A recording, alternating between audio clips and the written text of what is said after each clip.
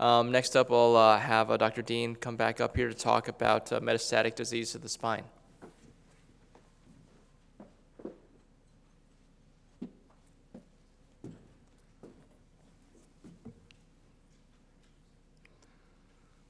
Thank you. What I wanted to do was provide a general overview of metastatic disease of the spine. Here are my disclosures again.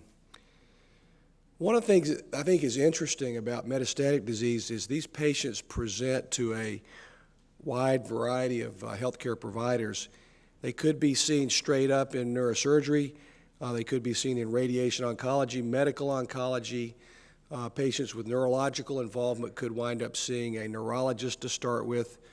Often these patients will see primary care, either in the hospital setting or the outpatient setting, and of course general pediatrics if it's a child, and even emergency medicine can get involved in these cases, at least to make the diagnosis. Here's a CT scan of a patient that presented to our hospital with neck pain several months ago when I was on call. And they called me about this, and you can see here this patient had no cancer diagnosis, just had neck pain, and you see here a destructive lesion in the ring of C1, and this was the initial diagnosis of metastatic cancer made by an emergency room doctor.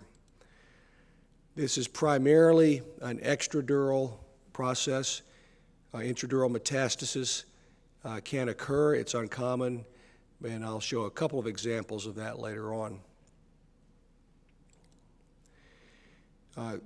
Metastatic disease to the spine occurs in about 5% of patients who die of cancer. So there are about 20,000 cases per year in the United States. So it's in the ballpark of spinal cord injury and subarachnoid hemorrhage, which are each about 30,000 cases a year.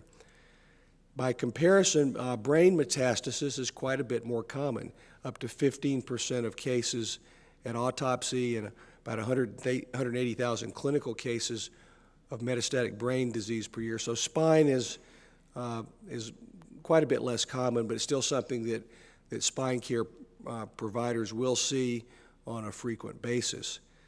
The most common tumor types are breast in adults are breast, prostate, and lung, and this hasn't really changed since I was a resident back many years ago. And the other suspects that you run into, lymphoma, renal cell myeloma, unknown primary, and then some less common things. Then if you're talking about children, it's going to be sarcoma, neuroblastoma, and lymphoma being the most common metastatic tumors in the spine. Level of involvement